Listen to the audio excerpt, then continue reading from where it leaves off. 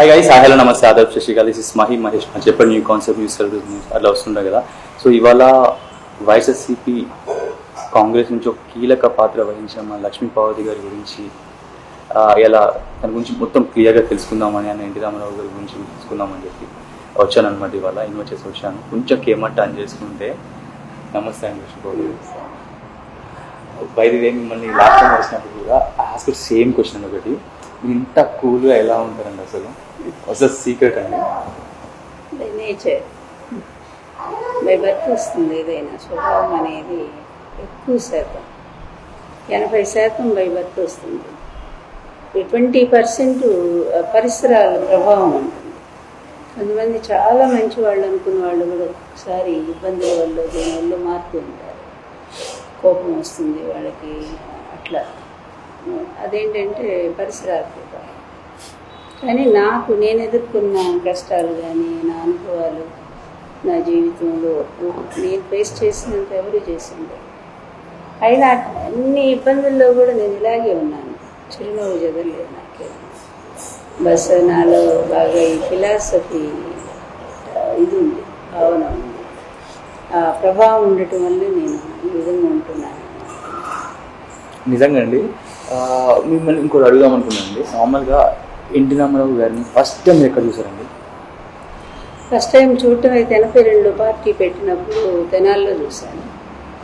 కానీ బాగా దగ్గరగా ఆయన సన్మానం అందుకుంది 85 ఢిల్లీలో. ఆయన చేతుల మీదుగా సన్మానం అందుకోవటం, ఆయనతో మాట్లాడటం జరిగింది. అందరు క్రౌడ్ అని చూసారు కదా మ్యాక్సిమం తెలిసింది. క్రౌడ్, ఫుల్ క్రౌడ్ ఎక్కడో ఉంది అసలు.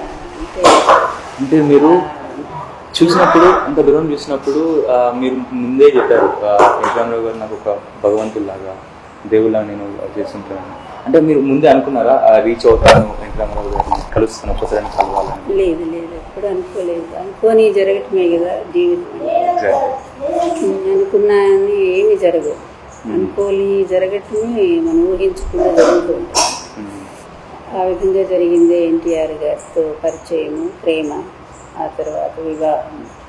మాకు నార్మల్గా ఎన్టీ రామారావు గారికి మీకు ప్రేమ గురించి తెలుసుకోవాలనుకుంటున్నాను. ఫస్ట్ టైం మీకు ప్రపోజ్ చేశారా, లేదా మీరు ఎన్టీ రామారావు ప్రపోజ్ చేశారా? నేను ప్రపోజ్ చేస్తే ఆయన ఒప్పుకుంటారా అంటే, ఒక్కటి ప్రేమ అనేది ఎన్టీఆర్ గారిని ఎంతోమంది ప్రేమించారు. చాలామంది, ఇప్పుడు లక్షలాది మంది అభిమానులు ఉన్నారు ఆయనకి. అందులో నేను కూడా ఒకదాన్ని. అయితే వాళ్ళందరూ ప్రేమ ఎట్లాంటిదో నాకు తెలియదు, కానీ నా ప్రేమలో మాత్రం చాలా స్వచ్ఛత, నిస్వార్థత.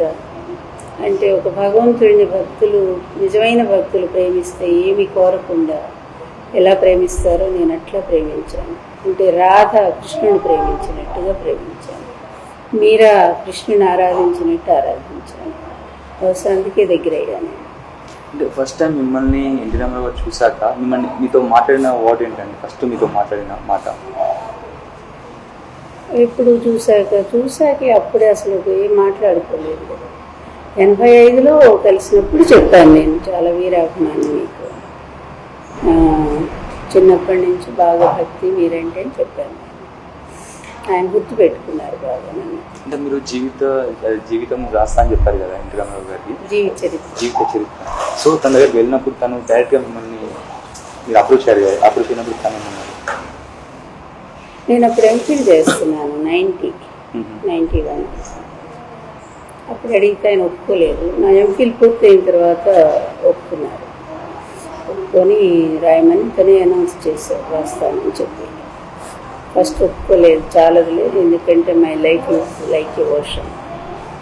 అది చాలా కష్టం, చాలా చిన్నదానివి, నా అనుభవాలు అవన్నీ కూడా నువ్వు అర్థం చేసుకోలేవు, రాయలేవు అని చెప్పన్నారు.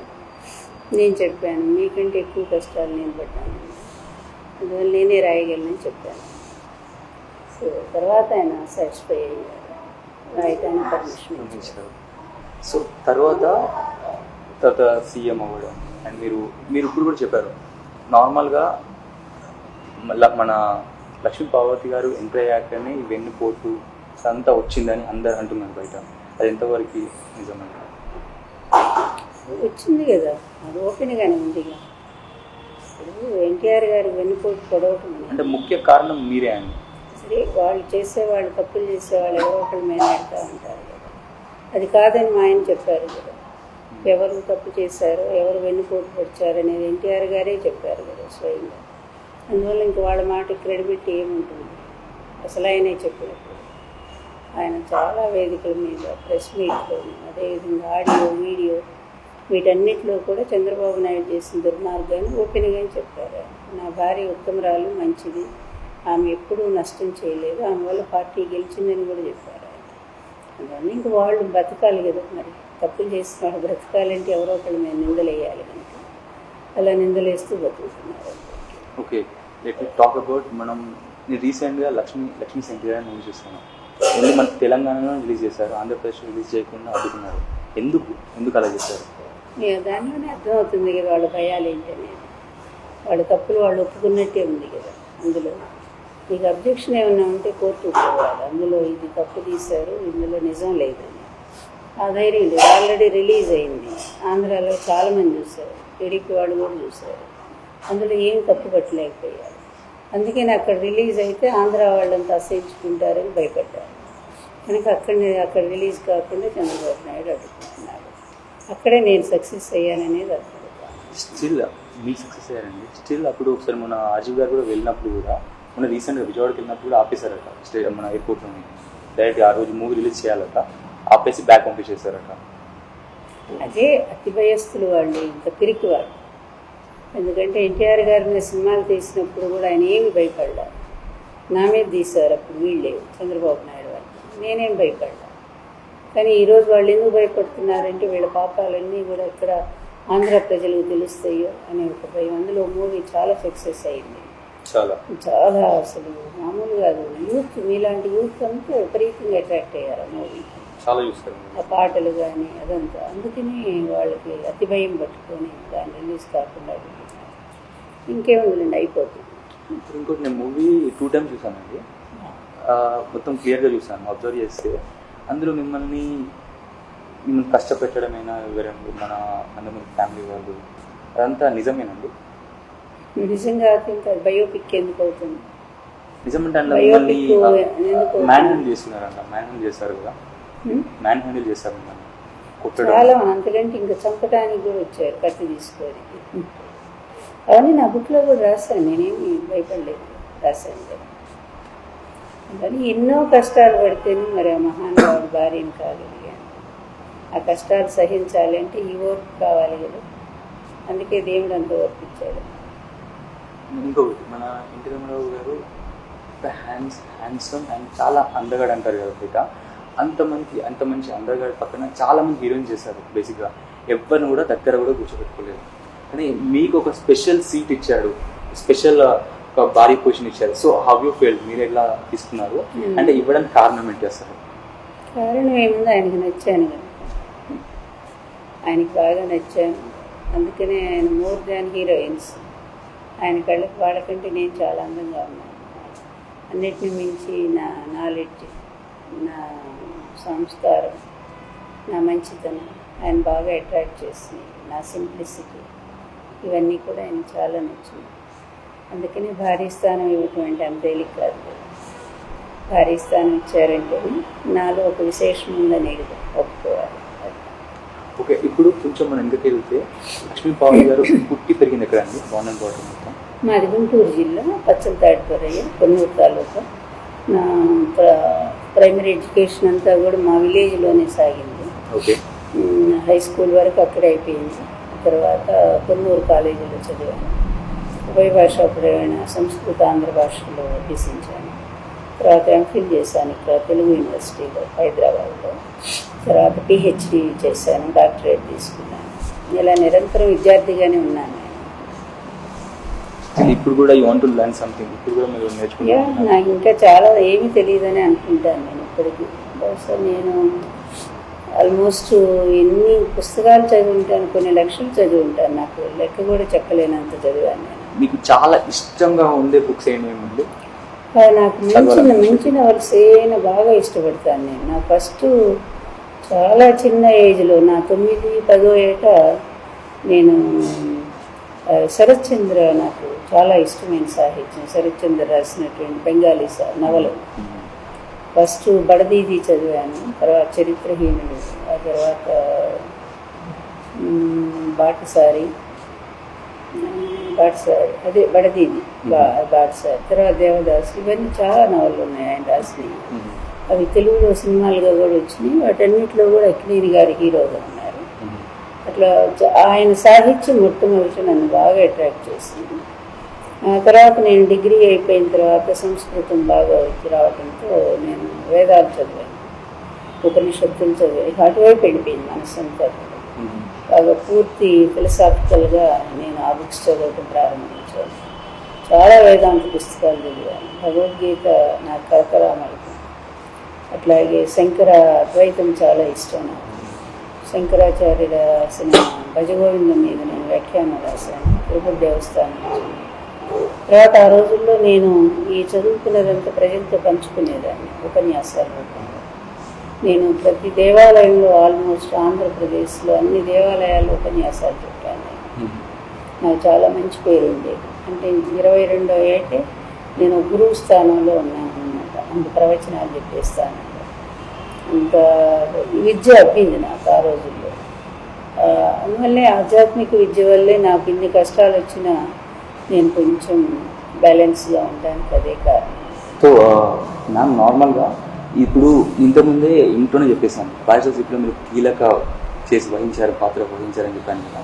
సో ఇప్పుడు వైఎస్ఆర్సీపీ రేపు మొత్తం ఇప్పుడు విజయగానం రేపు మొత్తం మన వైఎస్ఆర్సీపీ గెలుస్తుంది, కాంగ్రెస్, జగన్మోహన్ రెడ్డి గారు సీఎం అవుతున్నారు. అది అందరికి తెలిసిన, బయటకు తెలిసిపోయింది బేసిక్గా. సో మీరు ఎలా ఫీల్ అవుతున్నారండి? యూ ఫీలింగ్ నా? ఎప్పుడో ఒకప్పుడు కష్టానికి ఫలితం రావాలి కదా. రాకపోతే మనకి మంచితనం మీద దేవుడి మీద నమ్మకం పోతుంది. అందువల్ల ఆ అబ్బాయి చాలా కష్టాలు పడ్డారు నాలాగే. ఎంత వేధించాడో చంద్రబాబు నాయుడు, చివరికి చంపడానికి కూడా ప్రయత్నం చేశారు. వాటన్నిటినీ కూడా చిరునవ్వుతో తట్టుకొని అలాగే ఆర్థికంగా దెబ్బతీశారు. అతని సాక్షి కూడా మూసేయడానికి ప్రయత్నం చేశారు. కాంగ్రెస్ వీళ్ళు కలిసి మరి జగన్మోహన్ రెడ్డిని అరెస్ట్ చేయించి జైలుకు పంపించారు, అన్యాయంగా పంపారు. అసలు దొంగలంతానే బయట తిరుగుతూ ఉన్నారు, చంద్రబాబు లాంటి దొంగలంతా కూడా. ఇన్ని పాపాలు చేసి ఇన్ని రకాలుగా అతన్ని పైకి ఎదగనీయకుండా చేయటానికి అడ్డుకున్నా కూడా అడుగడుగున అడ్డుకున్నారు. ఎన్నో నిందలేశారు, రౌడీ అన్నారు, ఇంకా భయంకరంగా హంతకుడు అన్నారు. కానీ చేసిందన్నీ వాళ్లే, మళ్ళీ ఈ పనులన్నీ వాళ్లే చేస్తారు. నిందలు మాత్రం అబ్బాయి మీద వేస్తారు. ఈ విధంగా పబ్బం కట్టుకోవడానికి ప్రయత్నించే వరకు వాళ్ళ బాబాయిని కూడా చంపారు. ఇన్ని పాపాలు చేసినటువంటి ఆ దుర్మార్గుడు భగవంతుడు శాస్త్రి చేయొద్దా? వాడు చేసిన పాపాలు పండిని అనుకుంటున్నాను నేను. అందుకే ప్రజలు బాగా తిరగబడి జగన్మోహన్ రెడ్డికి ఓటేసి ఉంటారు. ఆ చిన్న వయసులోనే అతను కూడా ఎన్నో కష్టాలు ఎదుర్కొన్నాడు. అందువల్ల దానికి తగిన ఫలితం రేపు ఈవీఎంలోనే ఉందని నేను అనుకుంటున్నాను. సో రేపు మీరు రేపు వెళ్ళి కలుస్తారండి? రేపు కష్టం అవుతుంది. రేపంతా మేము రాత్రి వరకు చూస్తూనే ఉంటాం. 2 రోజుల్లో కలుస్తాం. సో దీని తర్వాత మీరు ఎలా ఉంటారు? మీ పొజిషన్ ఎలా ఉంటుంది వైఎస్ఆర్సీపీలో? I never expect from that party. ఎందుకంటే నేను ఫస్ట్ నుంచి ఇలాగే ఉన్నాను. నేనేమి అడగనని చెప్పాను. నేను ఆయనకయ్యా ఆయన గౌరవించేది అని ఇస్తే ఓకే, లేకపోయినా నాకేం పర్వాలేదు. నా కోరిక నెరవేరుతుంది అంతే కదా. నా శత్రువు పోతున్నాడు. అండ్ లక్ష్మీ ఎన్టీఆర్ వచ్చి నాన్ అఫిషియల్గా జగన్మోహన్ రెడ్డి గారు అండ్ మీరు ప్రొడ్యూస్ చేశారు, కావాలని తీశారు అని అంటున్నారు బయట. ఇప్పుడు వాళ్ళ అబద్ధాలకు అంతమేమి. నేను తీయాలనుకుంటే ఎప్పుడో 96లో ఎన్టీఆర్ గారు చనిపోయినప్పుడే తీసుకుంటాను నేను. నాకు ఎప్పుడు ఫైనాన్షియల్ ప్రాబ్లం అయినా. జగన్మోహన్ రెడ్డి తీయాలనుకుంటే లాస్ట్ 14th ఎలక్షన్స్ అప్పుడే ఆయనది ఇవ్వాలి. అందువల్ల ఈ 2 పచ్చి అబద్ధాలు. ఆ సినిమాకి డబ్బు సకాలంలో అంది ఉంటే ఇంత లేట్ అయ్యి ఉండేది కాదు. బిఫోర్ ఎలక్షన్స్ 2 నెలల ముందే రిలీజ్ అయ్యి ఉండేది. అందువల్ల ఆ డబ్బు అందకే నానా ఇబ్బందులు పడ్డారు వాళ్ళు. 10 కోట్లే కేవలం, అదిలో చాలా లో బడ్జెట్ మూవీ. అది కూడా సమకూరకు వాళ్ళు నానా కష్టాలు పడి 1 year బ్యాక్ అనౌన్స్ చేశారు కదా. ఎందుకంటే డబ్బు అందుకే అది ఆగిపోయింది 1 year. తర్వాత ఏదో తిప్పలు పడి తీశారు పాపం. కానీ భలే super success, super block buster, బాగా బ్లాక్ బస్టర్ నిజంగా. అంటే ఒక కంటిన్యూషన్ ఉండి ఉంటే ఈ పాటికి ఆ రేంజ్ అయ్యేది జనానికి బాగా అర్థమయ్యింది. ఆంధ్రలో రిలీజ్ అయ్యింది ఇంకా బాగుంటుంది. అదే ఆంధ్రాలో రిలీజ్ అయ్యి ఆ కంటిన్యూటీ అది న్యూస్లో ఉండుంటే అది ఎంత వసూలు చేసేదంటే ఏ సినిమా కూడా దానికి కాదు ఈ మధ్యకాలం. ఇప్పుడు ఈ ఎలక్షన్స్ మీద ఏమైనా ప్రభావం పట్టదు అంటారా లక్ష్మీ ఎన్టీఆర్ అనే మూవీ? ఏమో టీడీపీ వాళ్ళు పిక్చర్ ముందే రిలీజ్ అయింది, ఆంధ్ర చాలా మంది వచ్చి చూసి వెళ్ళారు సినిమా, ప్రతి ఒక్కళ్ళు యూట్యూబ్లోకి వచ్చేసింది. అందువల్ల అంతో ఇంతో ఉంటుంది తప్పకుండా.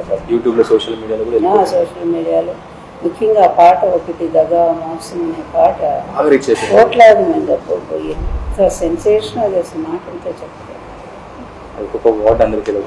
అసలు ఒక్కొక్క వాడు కత్తితో దించినట్టే ఉంటుంది. అది ఆర్జీవీకే సాధ్యం, అది ఎవరికి సాధ్యం కాదు. That is the person. After movie release తర్వాత ఇదంతా విన్న తర్వాత ఆర్జీవీ మాట్లాడారండి. మాట్లాడాం, కలిసాం కదా ఇక్కడ. ఎప్పుడు కలిసాము? పిక్చర్ రిలీజ్ తర్వాత కలవలేదు, పిక్చర్ ముందు కలిసాం. అక్కడ హోటల్లో ఇది ఆడియో ఫంక్షన్ పెట్టారు కదా, అప్పుడు కలిసాం. ఇప్పుడు ఇంకొకటి, ఇప్పుడు నార్మల్ క్వశ్చన్ అండి మీకు, బిఫోర్ ఎన్టీ రామారావు గారు, విత్ ఎన్టీ రామారావు గారు అండ్ ఆఫ్టర్ ఎన్టీ రామారావు గారు మీ లైఫ్ ఎలా ఉంది? బిఫోర్ ఎన్టీ రామారావు గారు, ఆఫ్టర్ ఎన్టీ రామారావు గారు ఒకే రకంగా, అది that is different. With NT రామారావుతో ఇంకా no comparison not at all.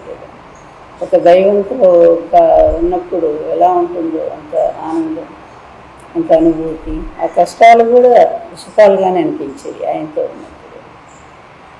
ఆయనకు ముందు జీవితం ఎంత నిస్సారంగా, ఒక నిస్తబ్దతగా, ఒక నిర్లిప్తగా ఎలా ఉందో, ఆయన తర్వాత జీవితం కూడా మళ్ళీ అదే నిర్లిప్తత, నిస్సారంగా, ఒంటరిగా అట్లాగే. కాకపోతే ఇప్పుడు ఒక ఆశయం అనేది ఒకటి ఉంది కనుక నాకు కళ్ళాలి నా మనసులో. ఎన్టీఆర్ జరిగిన అన్యాయం ప్రజలందరికీ అర్థమయ్యే చెయ్యాలని తపన పడ్డాను. అది ఈరోజు చాలా వరకు నేను సక్సెస్ అయ్యాను. ఒక అంబిషన్ నాకు నెరవేరింది కనుక అది ఒక సాటిస్ఫాక్షన్. సో మీ స్టోరీ అంతా ఈ మూవీ ద్వారా అందరికి తెలిసినందుకు మీరు హ్యాపీ? చాలా. ఇన్నేళ్ల తర్వాత ఇది జరిగిన కథ అని బయటకు రావటం అనేది ఆర్జీవి గారి ద్వారా ప్రజలు దాన్ని యాక్సెప్ట్ చేయటం. ముందు ప్రజలు ఎవరు కూడా ఇది అబద్ధం ఒక్కడం లేదు, చూసిన వేలాది మంది, లక్షలాది మంది దిస్ ఈజ్ ట్రూ అని చెప్పి అన్నారు. అందువల్ల అది నాకు నా విజయమే కదా. అంటే వీటికి మీరు ఎన్టీ రామారావుతో గారితో ఉన్నప్పుడు కూడా నందమూరి ఫ్యామిలీ వాళ్ళు వచ్చి మిమ్మల్ని కొంచెం కష్టం చేసేవాళ్ళు అని అన్నారు బయట. అంటే మీరు అప్పుడు ఎన్టీ రామారావు గారితో షేర్ చేసుకున్నారా? ఇంకా అవన్నీ బిఫోర్ మ్యారేజ్. ఆఫ్టర్ మ్యారేజ్ ఏంటి? ఆఫ్టర్ మ్యారేజ్ ఏంటి? ఆఫ్టర్ మ్యారేజ్ వాళ్ళు కానీ వాళ్ళు ఉన్నారు, నా దాన్ని నేను ఉంటేలేండి. కుటుంబంలోనైనా చిన్న చిన్న గొడవలు ఉండేవాళ్ళు కామనే కదా. వాడు నేను అందుకు వాడిని ఎప్పుడు నేను పెద్ద చేసి చెప్పలేదు. అంటే మీరు ఇలా అనుకోవచ్చండి, చాలా తనకి ఎన్టీ రామారావు గారి పిల్లలు చాలామంది, అంతమంది పెద్దగా అయ్యాక మా నాన్నగారికి ఇంకొక భార్య వస్తుందని వాళ్ళు అలా ఫీల్ అయ్యారా? దానికోసం వాళ్ళు అలా రియాక్ట్ అయ్యారా? ప్రాబ్లం ఇలా అయ్యారు అంటే మీకు కూడా డేర్ అని. ఇప్పుడు ఒకటి వాడు సపరేట్ అయిపోయారు కదా, సపరేట్ అయ్యి ఎన్టీఆర్ గారు సపరేట్గా ఉంటున్నప్పుడు తన నిర్ణయం తను తీసుకోవడం తప్పేం లేదు. ప్రాబ్లం ఏంటండి మరి? ఏం లేదు, అప్పుడు బాగానే ఉన్నారు పొలిటికల్గానే. వీళ్ళు నాకు ఎప్పుడైతే పవర్ వచ్చిందో చంద్రబాబు నాయుడు చేసిన దుర్మార్గ కుట్రలో వాళ్ళు కూడా పావులు అయ్యారు, తండ్రికి ఎగనిస్ట్గా తయారయ్యారు. అప్పుడు బాగానే ఉన్నారు కదా మాతో. అందువల్ల ఈ రాజకీయంలో లేకుండా ఉంటే బహుశా అందరం బాగానే కలిసి ఉండేవాళ్ళు. రాజకీయంగా నాకు లక్ష్మీపార్వతి పేరు ఎక్కువ వచ్చేసరికి అది వాళ్ళు తట్టుకోలేకపోవచ్చు. ఫ్యూచర్లో పొజిషన్ తీసుకుంటారు కావచ్చు అన్న భయం. ఏమో వాళ్ళ భయాలు ఏంటో మనకు తెలియదు. ఇంకొకటి అండి, మీకు తెలుసు నందమూరి ఫ్యామిలీ వాళ్ళు చాలా మంది ఉన్నారు అని, మీరు అందులోకి ఎంటర్ అవుతున్నారంటే మీకు ఏమైనా అనిపించలేదు? నార్మల్గా భయం ఏమైనా? అంతమంది ఏమనుకుంటారు? నాకే భయం లేదు, ఎందుకంటే నాకు ఇష్టం ఉమ్మడి కుటుంబాలన్నా పెద్ద ఫ్యామిలీస్ అని నేను చాలా ఇష్టపడ్డాను. అందువల్ల నేను ఆనందపడ్డాను. నేను ఒంటరి ఒక్కదాన్ని మా అమ్మ నాన్నకి. అందువల్ల అంత పెద్ద కుటుంబం నాకు దొరుకుతుందని చాలా సంతోషపడ్డాను. కానీ ఆ ఆశ ఎన్నాళ్ళు నిలబడలేదు. అండ్ మీ ఫస్ట్ లైఫ్లో అంటే ఎట్లా మీరు అక్కడ సెట్ చేసి ఇక్కడికి వచ్చారు? నేను అక్కడే కొడుకు, మా అబ్బాయిని నేను హాస్టల్లో చేర్చుకొని ఇక్కడికి వచ్చేసి నేను లెక్చరర్గా పనిచేసేదాన్ని. అందువల్ల నేను మా అమ్మ మా నాన్న దగ్గర ఉండేదాన్ని కనుక ఎన్టీఆర్ గారి బయోగ్రఫీ మొదలుపెట్టాక ఇంకా నేను తర్వాత ఆయన నన్ను పెళ్లి చేసుకుంటామని అడిగారు. ఇంకప్పుడు మా బాబుని హాస్టల్లో చేర్చి నేను మా అమ్మ మా నాన్న కలిసి వచ్చేసి నేను వచ్చేసాను. మీ హస్బెండ్ అండి? అది అప్పటికి నేను సపరేట్ అయ్యాను. సపరేట్ అయ్యాను. అండ్ ఇంకొకటి బయట కూడా చెప్తున్నారండి, నార్మల్గా మీరు నార్మల్గా ఇది మ్యారేజ్ చేసుకునేటప్పుడు ఇంకా మీరు డివోర్స్ తీసుకోలేదు. రాను కాదు అట్లా అసలు చెల్లదు, పెళ్ళి ఎప్పుడు చెల్లదు అట్లా. నేను నాకు జూన్ 3వ తారీఖు నాకు డైవర్స్ వచ్చింది. సెప్టెంబరు 11వ తారీఖు మా పెళ్ళి అయింది. అంటే ఎంత గ్యాప్ ఉండొచ్చు, June July August 4 months. So దీంట్లో అందరికి తెలుస్తుంది. అండ్ ఇంకొకటి అండి, తర్వాత ఆఫ్టర్ మ్యారేజ్ అయిన తర్వాత నందమూరి ఫ్యామిలీ వాళ్ళు బాలకృష్ణ హరికృష్ణ గారైనా ఆయన వాళ్ళ కూతుర్లైనా మీతో కలిసే వల్ల మాట్లాడే వల్ల బాగుండేవారు, అందరం బాగుండేవారు. బాలకృష్ణ వస్తారు, పిల్లలు వస్తారు, అందరూ బాగానే ఉన్నారు. హరికృష్ణ తప్ప అమ్మాయిలు వచ్చేవాళ్ళు, వస్తారు కానీ నాతో పలికేవాళ్ళు కాదు. కానీ మిగిలిన అందరూ అబ్బాయిలు కొడుకులంతా బాగుంటారు. హరికృష్ణ గారు? హరికృష్ణ ఎప్పుడు పలకలేదు నాకు. అండ్ తర్వాత ఇంకొకటి అండి, ఎన్టీ రామారావు గారు చనిపోయే రోజు మీరు ఎక్కడున్నారండి? ఇవన్నీ కూడా చెప్పి నా తలకాయ విషయం కొడుతుంది. ఓకే అండి, ప్రజెంట్ పాలిటిక్స్ ఇప్పుడు రేపు మన రిలీజ్ ఉంది, మన రిజల్ట్ ఉంది. అదే కరెంట్ ఇష్యూ బాగుంటుంది. ఎందుకంటే అది పాచంతకాయ పచ్చలాగా అయిపోయింది. సినిమాలో కూడా చూసారు మీరు, మొత్తం ఏం జరిగిందో మొత్తం చెప్పారు కదా. ఇంకెందుకు మళ్ళీ అదే ప్రశ్న. ఈరోజు జనం ఎవరిని అడిగినా చెప్తారు వాళ్ళు ఏం జరిగింది ఆ రోజు. అందువల్ల కొత్త సో ఇప్పుడు వైఎస్ఆర్సీపీ రేపు రిలీజ్ ఉంది, జగన్మోహన్ రెడ్డి గారు సీఎం అవుతున్నారు. అంటే ఇప్పుడు చంద్రబాబు నాయుడు గారి పొజిషన్ ఏంటి రేపటి నుంచి? ఇప్పటికే అతను కొంతమంది భ్రమించినట్టే కనిపిస్తూ ఉంది. ఏం మాట్లాడుతున్నారు ఆయన, ఏంటో ఈవీఎంలు అంటాడు, ఢిల్లీ వరకు అంటాడు, ప్రతి ఒక్కరి ఇంటికి పోతున్నాడు. అసలు తను దిగజార్చుకొని ఈరోజు అతను చేస్తున్నటువంటి అందరు నవ్వుకుంటూ ఉన్నారు. ఒక జోకర్ లాగా తయారైపోయింది అతని పరిస్థితి. నీ ఓటు నువ్వు వేసినప్పుడు బాగానే ఉందనుకొని తర్వాత ఎప్పుడు మళ్ళీ ప్రతిపక్షం గెలుస్తుంది అనుకున్నప్పుడు ఈ విధంగా అల్లరి చేయటం అనేది అది హుందాతనం కాదు. ఏ నాయకుడు అట్లా ప్రవర్తించలేదు. కానీ అతను ఇష్టం వచ్చినట్టుగా ఎలక్షన్ కమిషన్ పెడుతున్నాడు, ఈవీఎంలు పెడుతున్నాడు. తను గెలిచినప్పుడు ఈవీఎంలు బాగున్నప్పుడు ఇప్పుడు లేనప్పుడు తప్పు. అసలు అతను ఏదో అయ్యింది, అది బ్రెయిన్ మాత్రం దెబ్బతిందని అనుకుంటున్నారు అంతా కూడా. అందువల్ల రేపు జగన్మోహన్ రెడ్డి గెలిచిన తర్వాత ఇప్పటికే మొత్తం సర్వేలన్నీ కూడా అబ్బాయికి అనుకూలంగా చెప్తా ఉన్నాయి. అందువల్ల అతను గెలిచిన తర్వాత ఇతని పరిస్థితి ఎలా ఉంటుందో మరి ఇతను మెంటల్ హాస్పిటల్లో చేర్పించాలేమో అనుకుంటున్నాను. ఇప్పుడు మళ్ళీ పవన్ కళ్యాణ్ గారు జనసేన ఆయన పాత్ర ఎలా ఉంటుంది రేపు? ఏ పాత్ర? ఆయన గెలవకుండా ఉంటేనే ఆయన గెలవడు కాదు. ఆల్మోస్ట్ ఒక సీటు ఏదన్నా, ఒక సీటు 2 సీట్లు వచ్చినా కూడా బహుశా ఇంకా ఆయన పాత్ర అంత పెద్ద ఏమి ఉండదు.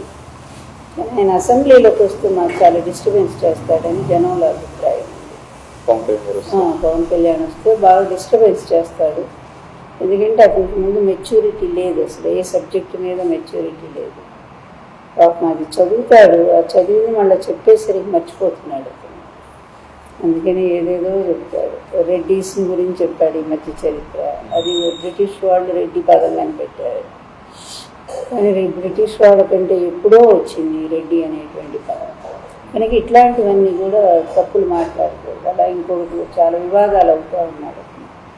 ఎనీహౌ ఏదైనా అతను గెలిచినా ప్రభుత్వంతో సహకరించి ప్రజలకు మంచి చేసే విధానంలో ముందుకు పోతే అతను మంచి పేరు వస్తుంది. నెక్స్ట్ ఎలక్షన్స్కైనా అతని పార్టీ కొంచెం నిలబెట్టుకోవడానికి అవకాశం లేదు. 1-2 గెలిచా నాకు వదిలే ఈ పార్టీ అని మళ్ళీ ఆయన వెళ్ళిపోయాడు అనుకోండి సినిమాలో. ఇప్పుడు ఇంకోటండి, ఇప్పుడు జగన్మోహన్ రెడ్డి గారికి మన Telangana CM chief minister KCR గారు సపోర్ట్ చేశారు. కేటీఆర్ గారు కూడా వచ్చి ప్రెస్ మీట్లో చెప్పారు వీఆర్ సపోర్టింగ్. ఇక్కడ సపోర్ట్ కాదు, మీరు అర్థం చేసుకోవాల్సింది. జగన్మోహన్ రెడ్డి సపోర్ట్ని వాళ్ళు అడిగారు.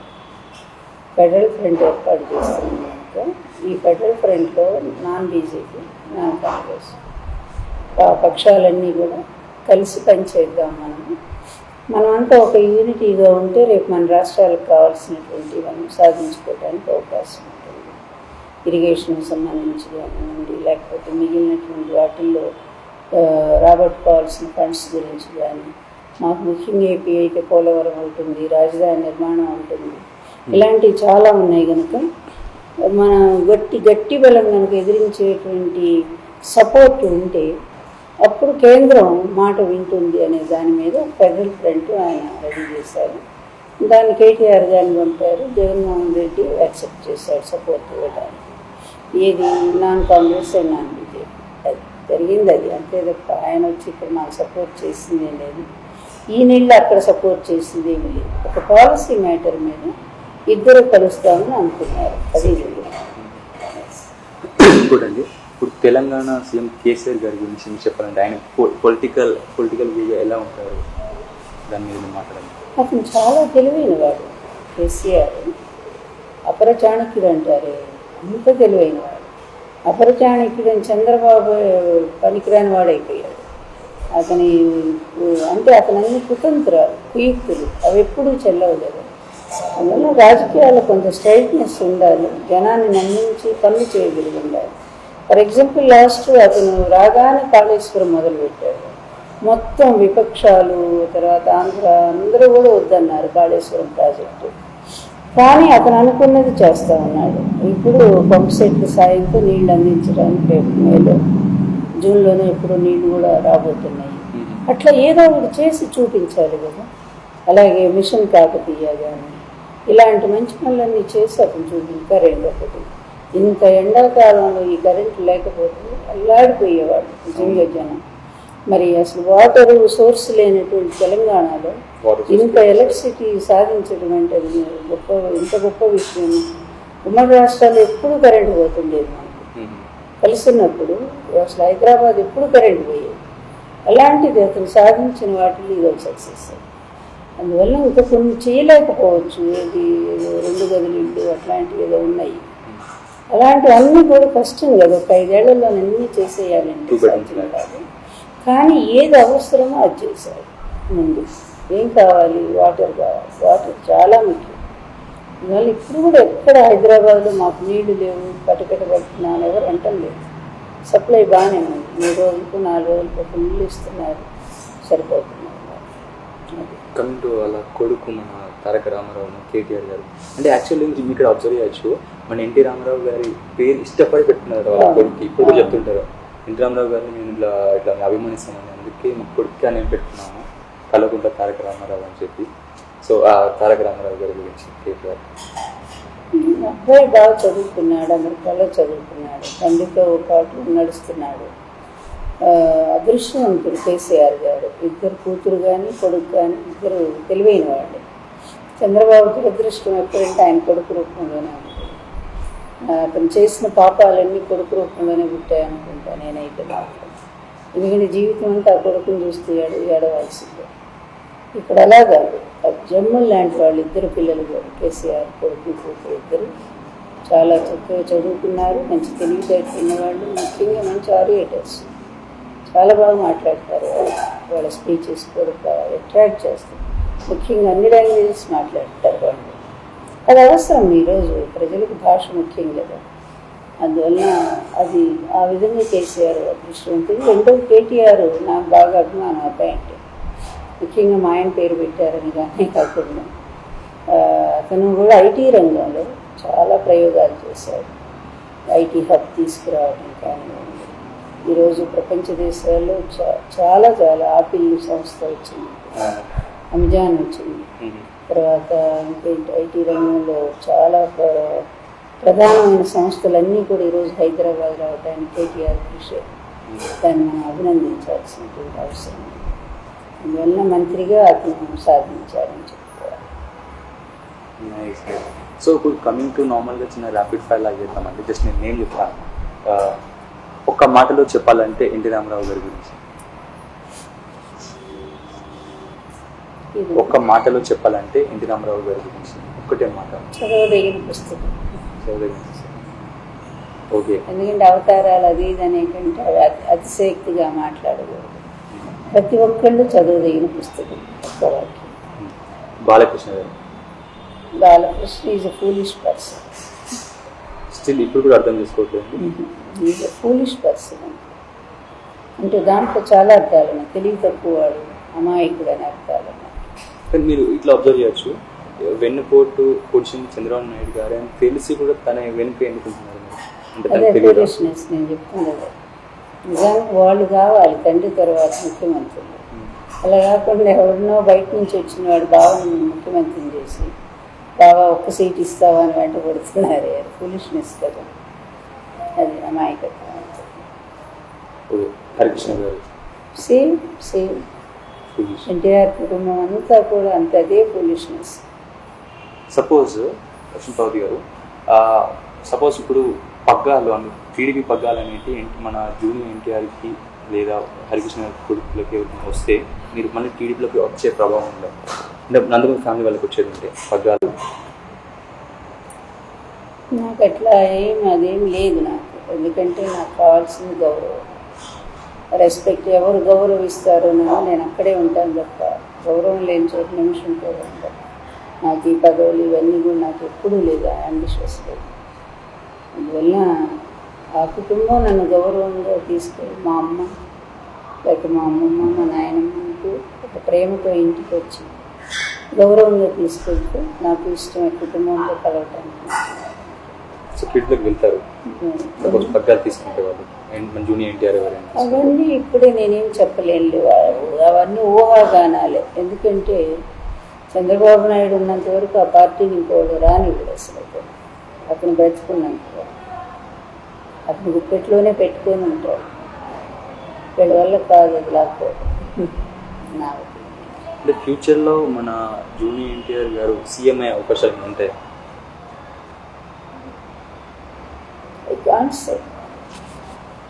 అంటే తనకు కూడా పొలిటికల్ వ్యూ ఏదైనా చాలా నాకు తెలిసి ఇంకో 15 ఏళ్ళ దాకా జగనే కంటిన్యూ అవుతాడు. 15 years వరకు జగన్ వైకాపానే కంటిన్యూ అవుతాడు. మంచి పనులు చేస్తాడు, అబ్బాయి మంచి పేరు తెచ్చుకుంటాడు. ఎన్టీ రామారావు గారి దగ్గర నచ్చిన అంశాలు కొన్ని తీసుకోవాలనుకుంటే ఏమేమి నేర్చుకున్నాను? నచ్చినవి అడిగితే బాగుంటుంది. నచ్చినవి ఇప్పుడు అన్ని చెప్పారు. నేను నచ్చినవి అన్నీ ఉన్నప్పుడు ఎక్కువ అయిపోతాయి. నచ్చింది ఏం లేదు, కానీ క్షణంలో కోపం వస్తుంది, వెంటనే వెళ్ళిపోతుంది. పాల పొంగు అంటారు, అంతలో ఆ కోపం వస్తుంది, మళ్ళీ తగ్గిపోతుంది. అది చాలా గొప్పతనం కదా. అందువల్ల నెగిటివ్లో పాజిటివ్ చెప్పాలి. కానీ నేను వచ్చిన తర్వాత, అంతకుముందు ఆయన ఎన్టీఆర్ గారు ఆయన బాగా కాంగ్రెస్ పార్టీని విమర్శిస్తుండేవారు బాగా, కుక్కమూతి పిందెలు ఇలాంటి కొన్ని. కానీ నేను వచ్చిన తర్వాత ఆ భాష అంతా మాన్పించేశాను. నేను కంప్లీట్గా ఒక నిజమైన ఇంత గొప్ప ఆదర్శ మానవుడిగా ఆయన అయ్యారంటే అంటే నా వల్లని కాదు, ఆ చిన్న సవరణలు చేయటం వల్ల ఆయనలోని పరిపూర్ణమైన వ్యక్తిత్వం బయటకు వచ్చింది. ప్రతి ఒక్కళ్ళు చూడగానే ఇలా దండం పెట్టి, ఎప్పుడూ ఉంది ఆ మహానుభావుడికి ఆ తేజస్సు, చూడగానే దండం పెడతారు ఎవరైనా. కానీ ఇంకా చిన్న బలహీనతలు కూడా ఆయన అధిగమించి ఒక పరిపూర్ణమైన మానవుడిగా మారారు ఆయన. అదైతే నేను వచ్చాక చాలా చిన్న సవరణలు, అవేం పెద్దవి కాదు, చాలా చిన్న సవరణలు చేశాను. సో మీరు వచ్చాక తనకి హెల్త్ ప్రాబ్లమ్స్ మొత్తం మీరే చూసుకునే వాళ్ళండి? అంటే వాళ్ళ ఫ్యామిలీ వాళ్ళు వచ్చేవాళ్ళ ఏమైనా ఎప్పుడైనా? అని ఊరికి పలకరించి వెళ్తుండేవాళ్ళు, వాళ్ళు పలకరించి వెళ్ళేవాళ్ళు. Free advice you got? Free advice you got? మీకు వచ్చి ఫ్రీ అడ్వైస్ ఎవరు ఇచ్చారు మీకు? ఎవరైనా ఇచ్చారా ఫ్రీ అడ్వైస్? ఉచిత సలహా ఏదైనా సలహా అంటారు సార్? అట్లా ఇచ్చారు. రోజు మనం చాలానే అంటారు, చుట్టుపక్కల చాలా ఉంటారు. ఇప్పుడు కూడా ఇస్తున్నారు, మీరు ఏదైనా పదవి అడగండి అని. అంటే ఇంకోటి అందరు తెలుసుకోవాలనుకుంటే, రేపు రాజాసీపీ గెలుస్తుంది అందరికి తెలుసు, అప్పుడు మీ తర్వాత పదవి ఏమైనా అడుగుతారా లేకపోతే వాళ్ళే ఇస్తారా? నేను అడిగినయ్యా, అడిగితే ఇచ్చేవాడు కదా జగన్మోహన్ రెడ్డి. ఆయన ఆయనే ఇస్తాడు గౌరవించి. ఇంకోటండి, one quality you want to steal from others. ఒక మంచి క్వాలిటీ ఒక దగ్గర నుంచి మీరు తీసుకోవాలనుకుంటే ఏం తీసుకుంటారు? అట్లా చెప్పలేము, ఒక్కొక్కళ్ళు ఒక్కో క్వాలిటీ ఉండొచ్చుగా. ఓకే, ఇప్పుడు ఒక్కొక్కళ్ళు నచ్చిన అంశం నాకు ఏదైనా ఉందనుకో ఇమీడియట్గా నేను దాన్ని ముందు దాన్ని ఆమోదించడమే కాదు, అది నేను పాటించాలనుకుంటాను నాకు నచ్చితే వెంటనే. అలాగే ఎక్కడైనా ఒక మంచి సూక్తి దొరికినా, చిత్తు కాగితంలో దొరికినా సరే, అది రోడ్డు పక్కన ఉన్నా సరే తీసుకుని ఏరుకుంటాను నేను. అంత పిచ్చి నాకు. ఒక మంచి మాట ఎక్కడ దొరికినా సరే తీసుకుంటా. ఒక మంచి మాట ఎవరు చెప్పినా సరే రాసుకుంటాను, నా పుస్తకంలో రాసుకుంటాను. ఒక మంచి మాట అవి ఎన్నో ఉన్నాయి నా సమస్య. అంటే సందర్భం బట్టి చెప్తే బాగుంటుంది. ఏదైనా మీరు ఏ విషయంగా మంచి మాట అడిగితే అది చెప్తాను నేను. అంటే ఇలా ఇప్పుడు వచ్చే యూత్ కోసం, స్ట్రగులింగ్ యూత్ కోసం అయితే నా మంచి సలహా ఏంటంటే ఎక్కువగా ఫోన్లో కలగొచ్చండి. ఎందుకంటే మీ బ్రెయిన్ ఆగిపోతూ ఉంది, అక్కడే ఆగిపోతూ ఉంది. మీ ఆదర్శాలన్నీ కూడా కొల్లగొట్టబడుతున్నాయి ఫోన్ల వల్ల. ఇది మిమ్మల్ని బంధిస్తూ ఉంది ఒక రకంగా చెప్పాలంటే. దానివల్ల సమాజం చాలా నష్టపోతూ ఉంది. ఇవన్నీ ఏంటంటే మీ బ్రెయిన్తో మీరు ఆలోచించాలి అంటే ఫోన్ పక్కన పెట్టండి, మంచి పుస్తకాలు చదవండి, బ్రెయిన్ వికాసం వస్తుంది. మళ్ళీ ఆ వెనకట్లాగా నేతాజీ సుభాష్ చంద్రబోస్, మహానుభావులు, స్వామి వివేకానంద అలాంటి వాళ్ళు యువకులే కదా ఆ రోజుల్లో. ఎంత ఉద్యమాలు చేశారు, ఎంత ఆదర్శంగా నిలబడ్డారు, చరిత్రలో మిగిలిపోయారు. అలాగే మీరు మీ రంగాల్లో మీరు గొప్ప సాధించాలి అంటే ఈ 20 గంటలు ఫోన్లో ఉంటే ఏంటి, అందులో పనికిమాలిన చాటింగ్లో ఉంటే ఇంకా నష్టం జరుగుతూ ఉంది వాడికి. అందువల్ల మీ యువశక్తిని నిర్వీర్యం చేయొద్దని చెప్తున్నారు. అలాగే ఆడవాళ్ళు కూడా అంతే, ఆ పిచ్చి సీరియల్స్ చూసి పనికిమాలిన భావాలన్నీ, ఆ విషభావాలు తలకెక్కించుకొని స్వర్గం లాంటి కుటుంబ వ్యవస్థను నాశనం చేసుకోవాలి. క్రిమినల్ భావాలని ప్రవేశపెడుతున్నారు ఆ సీరియల్స్ ద్వారా. ఎందుకు వాడుతున్నారు అడ్డుకోవటం లేదు నాకు అడ్డుకోవడం. మీతో అందరం అసలు మాట్లాడినప్పుడు తెలిసిందండి, మీకు సినిమా అంటే ఇష్టం ఉండదు, మూవీస్ అంటే. కానీ లక్ష్మీ పార్వతి గారు అంటే పొలిటికల్ గుర్తొస్తుంది, ఇటు మూవీ కూడా గుర్తొస్తుంది, అందరికి తెలిసింది. సీరియస్లీ అంటే లక్ష్మీ ఎన్టీఆర్ మూవీ తీశారు కదా, ఈ మూవీ కోసం ఉంటుంది. అంత ముందు నుంచి కూడా అంటే ఎన్టీఆర్ నుంచి, ఎన్టీఆర్ గారు సినిమా ఆయన భార్యను కనుక సినిమా గుర్తొస్తుంది అన్న. కాదు నాకు పర్సనల్గా అసలు సినిమాకి నేను ఎంత దూరం, సీరియల్స్కి నేను అంత దూరము. నా చిన్నప్పుడు 5వ ఏట గులేబకాడు చెప్తారా ఈ విషయం షేర్ చేసుకున్నారా ఎన్టీఆర్ గారితో నేను చాలా మంది మీడియాతో కూడా షేర్ చేసుకున్నాను. మూవీ మాత్రం చాలా బాగుంటుంది, ఇష్టమైనటువంటి మూవీ, నాకు చాలా ఇష్టం. చిన్నపిల్లలు మస్తు ఇష్టపడతారు, చిన్నపిల్లలు కూడా బాగా ఇష్టపడతారు. నేను చిన్న పిల్లలు అనుకుంటప్పుడు మస్తు ఇష్టం మూవీ చూసాను, టీవీలో చూసాను, మస్తు ఇష్టం. ఇంకోటి అండి, one quality you have nobody else. మీ దగ్గర ఉన్న క్వాలిటీ ఎవరి దగ్గర లేదు, ఏంటది? ఇన్ని కష్టాలు సహించే గుణం బహుశా ఆడవాళ్ళలో ఇప్పుడు ఈ టైంలో, అంటే ఈ వర్తమాన సమాజంలో ఇన్ని అవమానాలు, ఇన్ని బాధలు పడి కూడా దాన్ని ఎదిరించాలి అనేటువంటి మనస్తత్వం అనేది రేర్ క్వాలిటీ నేను అనుకుంటున్నాను. నేను అంటున్నాను కాదు, చాలామంది నాకు ఇచ్చిన సర్టిఫికేట్ కూడా అది. ఇంత పెద్ద సమాజాన్ని ఎదిరించడం అంటే నాట్ సో ఈజీ కదా.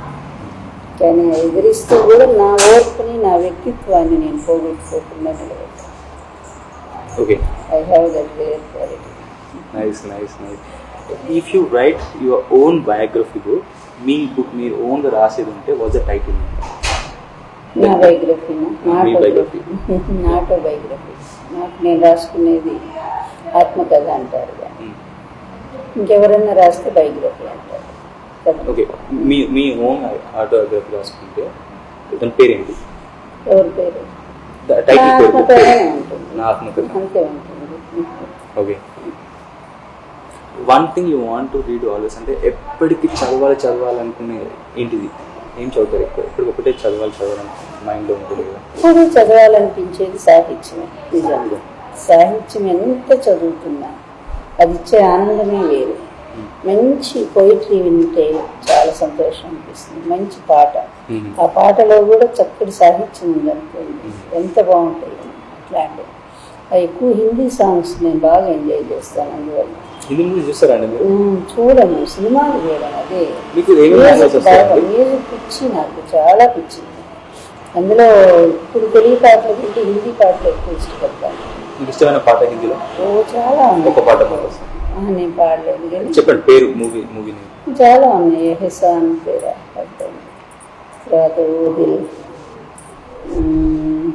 ఆజారే, తర్వాత ఇంకా బోర్డు పాటలు ఉన్నాయి. అకేలీ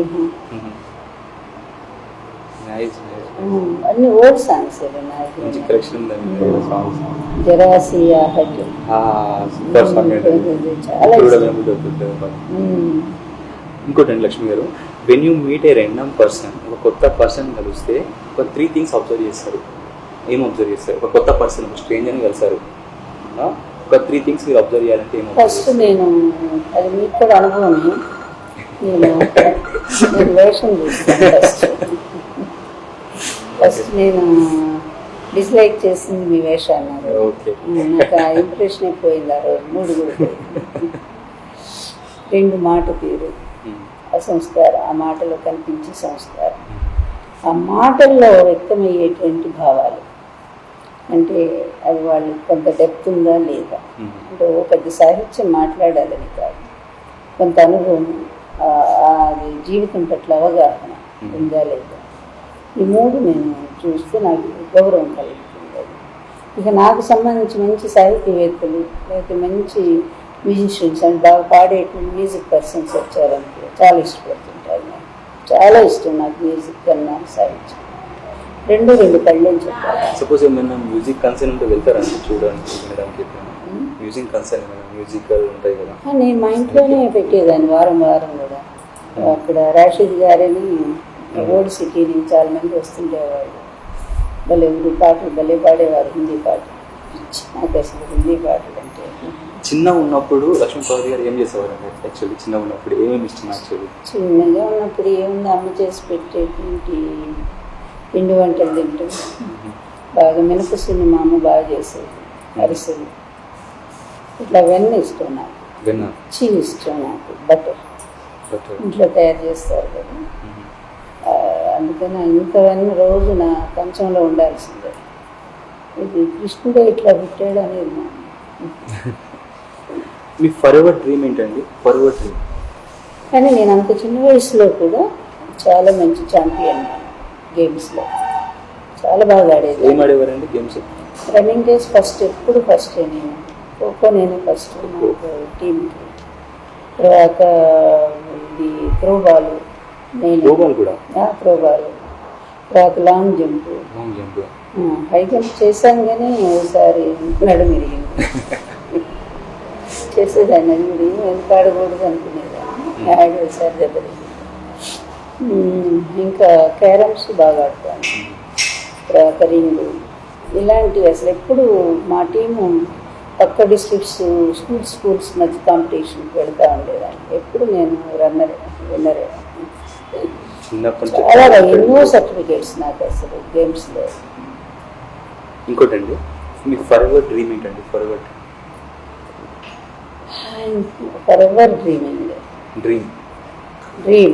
ఫరెవర్ డ్రీమ్ అంటే ఇంకా ఇప్పుడు జరిగిపోయిన డ్రీమ్ గురించి చెప్పాలా, రాబోయే డ్రీమ్ గురించి చెప్పాలా, మర్చిపోలేని డ్రీమ్ గురించి చెప్పాలా? 3 చెప్పచ్చు.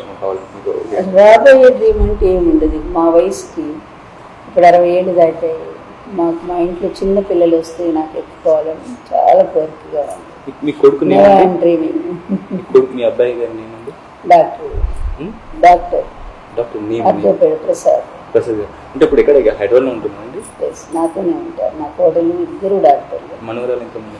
ఇంకా లేదు వాళ్ళకి. ఇప్పుడు మ్యారేజ్ 3 ఏళ్ళు అయిపోయింది. ఫరెవర్ డ్రీమ్ అంటే మీకు ఇప్పుడు సాధించాల్సిన ఇంకేమున్నది? ఇంకేం సాధిస్తాను, చాలా అయిపోయింది. సాధించాలి చాలా. నేను ఎన్నో పుస్తకాలు అనుకున్న బుక్స్ రాశాను. తర్వాత డాక్టరేట్ చదివాను, తీసుకున్నాను. ఇంకేదో మంచి మంచి పుస్తకాలు ఇంకొక 2-3 రాయాలనుకుంటున్నాను. నాకు ఒక్కటైతే ఉంది, నాకు శక్తి అంటే ఫైనాన్షియల్గా నాకు సపోర్ట్ లేదు కానీ, బట్ ఇట్లాగే అవమానపడే లేడీస్, నాలాగా అవమానపడేటువంటి ఆడవాళ్ళకి ఒక షెల్టర్ ఇవ్వాలి, వాళ్ళకి సపోర్ట్గా నిలబడి వాళ్ళ కేసులు కానీ అన్నీ కూడా మనమే భరించి వాళ్ళని ఆదుకోవాలనేటువంటిది మాత్రం బాగుంది తీవ్రంగా. I will see. మీరు మీ నోట్లోకి వెళ్ళి వచ్చిందంటే మీరు చేస్తారు పక్క నాకు తెలిసి. అది what will happy I don't. ఇంకోటండి, the stranger food ever you eat. కొత్తగా మీరు తినని ఫుడ్ ఎప్పుడైనా తిన్నారా? కొత్తగా ట్రై చేసిన ఫుడ్ బయట తిన్నప్పుడైనా? నాకేం గుర్తు రావట్లేదు, ఎందుకంటే ఐఎమ్ ఆల్వేస్ వెజిటేరియన్ చిన్నప్పటి నుంచి. వెజిటేరియన్లో కొత్త ఫుడ్ ఏముంటుంది? కాకపోతే ఇంకో దేశం వెళితే అక్కడ అయ్యే ఆకులు కూరగాయలు బాయిల్ చేసి ఇస్తారు. అదే అంతే కదా, ఒకే వెజిటబుల్ ఇంకో రకంగా తయారు చేసి ఇస్తారు కదా. నాన్ వెజ్ వాళ్ళకైతే ఉంటాయేమో, నాకైతే ఏమి లేవు మరి ఇప్పటివరకు. If you are a country head, ఈ 3 things టు చేంజ్. ఇప్పుడు మీ కంట్రీకి మీరే హెడ్ అనుకుంటున్నారు, 3 things చేంజ్ చేయాలంటే ఏం చేస్తారు? మొత్తం మీకు ఉండే బయట కరప్షన్ ఒకటి, నెంబర్ 1 కరప్షన్ ఒకటి. 2 ఎడ్యుకేషన్లో ఉండే లోపాలు. ఎందుకంటే పర్ఫెక్ట్ ఎడ్యుకేషన్, ఆ స్కిల్స్ లేని ఎడ్యుకేషన్ ఎంత దెబ్బతీస్తుందో సమాజాన్ని. ఈ సర్టిఫికెట్లు కొనుక్కొని దరిద్రులు డబ్బున్న వాళ్ళంతా కూడా అక్కడికి ఎంబీబీఎస్ కూడా తప్పుతున్నటువంటి వాళ్ళకి డబ్బులు గట్టి పాస్ చేయించుకుంటున్నారు. అంత దురవస్థ ఉంది ఎడ్యుకేషన్లో. అలా కాకుండా ఒక పర్ఫెక్ట్ ఎడ్యుకేషన్ రావాలి, బాగా పూర్తిగా 100% చదవగలిగిన మేధావి పిల్లలు మాత్రమే ఉండాలి. ఉద్యోగాలు కూడా అంతే, వాళ్ళే చేయాలి. అది నాకు చాలా కోరిక ఉంది. కేపబిలిటీ ఉన్న వాళ్ళే చేయాలి. అంతే, ఉన్న వాళ్ళే చదువుకోవాలి, వాళ్ళే కొన్ని రంగాలు కంపల్సరీ వాళ్ళే ఉండాలి. ఐఏఎస్లు ఐపీఎస్లు. ఎందుకంటే ఇలాంటి మంచి మేధావులు ఉన్నప్పుడు, వాళ్ళు నాన్ కరప్ట్ అయి ఉన్నప్పుడు వ్యవస్థ బాగుపడుతుంది చాలా. అలాగే నీకు స్కిల్స్ కూడా దీంట్లో, నీకు ఐటీ కానీ మిగిలిన రంగాల్లో కూడా స్కిల్ ఉంటేనే బాగుంటుంది. మంచి ఆరోగ్యకరమైన సమాజం వస్తుంది మంచి ఎడ్యుకేషన్ ఉంటే. అది చాలా కోరిక నాకు. కరప్షన్ లేకుండా ఉండాలి ఎడ్యుకేషన్. ఇవాళ చదివాను నేను శాస్త్రి గారి గురించి, లాల్ బహదూర్ శాస్త్రి గారు. ఆయన ప్రైమ్ మినిస్టర్గా ఉండగా కూడా ఆయన సొంత ఇల్లు లేదు, అది దీంట్లో ఉన్నారు. తర్వాత ఆయన కొడుక్కి ఒక కంపెనీలో ఆయన ఉద్యోగం చేస్తుంటారు, ప్రమోషన్ ఇచ్చారు. ప్రమోషన్ ఇస్తే ఆ అబ్బాయి వచ్చి సంతోషంగా తండ్రికి చెప్పాడు, నాన్న నాకు ప్రమోషన్ ఇచ్చారు అంటే నీ అర్హత మీద ఇచ్చారా, నీకంటే ముందు సీనియర్స్ లేరా అని అడిగాడు. ఇంకా ఉన్నారనుకుంటా 2-3 నాకు ఇచ్చారు అన్నాడు. అయితే అది నిన్ను చూసి ఇచ్చింది కాదు, నన్ను చూసి ఇచ్చింది. తప్పనిసరిగా ఆ కంపెనీ రేపు మన నుంచి ఏదో ఆశిస్తుంది, ఒక తప్పు పని మనం చేయాల్సి వస్తున్నాను, నువ్వు వెంటనే రిజైన్ చేసాను. అట్లాంటి వ్యవస్థ రాజకీయాల్లో రావాలని. ఈ 3 వస్తే ఇంకేం బంగారు భారతదేశం.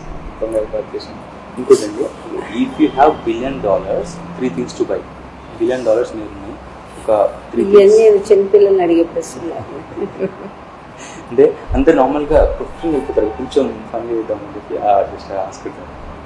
ఏంటన్నది? If you have $1 billion, 3 things to buy, ఏమి తీసుకోవాలనుకుంటున్నాను? $1 billion నా దగ్గర ఉంటే శుభ్రంగా మంచి సొసైటీ పెట్టి, ఈ చెప్పాను కదా ఇప్పుడే, మహిళలకు సేవ చేస్తాను. అదొకటి చేస్తారు. అలాగే మన పేద విద్యార్థులు బాగా అర్హత ఉంది చదువుకోవటం అని, చదువులు కూలిన పరిస్థితుల్లో ఉండి పిల్లల్ని చదివించడం ఒకటి చేస్తాను. అలాగే పేద కళాకారులు, పాపం వయసు దాటిపోయి సంపాదించుకోలేక అల్లాడిపోతున్నటువంటి వాళ్ళకి విద్య వైద్య అన్ని సదుపాయాలు వాళ్ళ పిల్లలకి కల్పించాలి. ఈ 3 చేస్తాను. ఇంకా లాస్ట్ క్వశ్చన్, లక్ష్మీ పార్వతి గారి గురించి చెప్పండి. లక్ష్మీ పార్వతి గారు లక్ష్మీ పార్వతి ఆమె అంటే నాది మాత్రం నా జీవితం చాలా మందికి ఆదర్శం కావాలని నేను కోరుకుంటాను. ఎందుకంటే తొందరపాటుతో కుటుంబ వ్యవస్థను దూరం చేసుకొని బాధపడతాను. అదేవిధంగా ఇప్పుడున్నటువంటి మహిళలు ఈ మోడర్న్ దీని వెంట పరుగులు తీస్తారు, ఫ్యామిలీని చిన్న చూపు చూసుకుంటున్నారేమని బాధ కలుగుతూ ఉంటుంది. అలా కాకుండా ఓర్పు చాలా అవసరం. అలాగే కష్టాలు వస్తాయి, వచ్చినా కూడా ఒక్క నిమిషం నిలబడి ఆలోచించాలి, వాటిని ఎదుర్కోవాలి. అలాగే క్యారెక్టర్ కూడా చాలా ముఖ్యం స్త్రీలకు. అంటే మగవాళ్ళకు వద్దని కాదు, వాళ్ళకు కూడా అవసరం. వీళ్ళకి ఎక్కువ అవసరం. ఎందుకంటే కుటుంబం, సమాజం బాధ్యతలతో వీళ్ళ మీద ఎక్కువ డిపెండ్ అయ్యాం. అందువలన అది ఉన్నప్పుడు ఆ గౌరవం తప్పకుండా స్త్రీకి లభిస్తుంది. ఎన్ని ఇబ్బందులు వచ్చినా ఏదైనా తొందరపాటు కూడదు అనేది నా సలహా. ఇంకోటి finally how was interview with Mahesh Machidi? Okay, nice Mahesh, nice. మామూలుగా ఈ అబ్బాయి ఫ్యాషన్ బాయ్, నేను చెప్తాను. ఒక ఫ్యాషన్ బాయ్ వచ్చి ఒక పొలిటీషియన్ ఇంటర్వ్యూ చేస్తూ ఉన్నారు. ఇదే ఒక డిఫరెంట్ లుకింగ్గా ఉంది నాకైతే. కాంప్రమైజ్గా తిట్టిరండి. థ్యాంక్ యూ సో మచ్ అండి. ఎప్పుడు కలిసినా మనం ఎప్పుడైనా కలుస్తాయి కదా, I take from you positive vibes అనమాట. ఎప్పటికీ వెనెవర్ మీట్ యూ వచ్చినప్పుడు పాజిటివ్ వైబ్స్ తీసుకుంటాను. నుంచి ఇట్లా పాజిటివ్ వైబ్స్ వచ్చేస్తాయి నాకు. I feel that good really. Thank you so much. మళ్ళీ ఒకసారి మీతో చేసినందుకు. Okay Mahesh, God bless, God bless. Thank you so much. So guys, గుర్తుంది కదా, దిస్ మహేష్ మాచిడి. ఇవాళ లక్ష్మీ పార్వతి గారితో ఇంటర్వ్యూ చేశాను. హోప్ మీకు ఏ కొత్త విషయాలను తెలుసుకున్నట్టున్నారు. సో గుర్తుపెట్టుకుని this Mahesh Machidi sign. Thank you. Love you. Take care.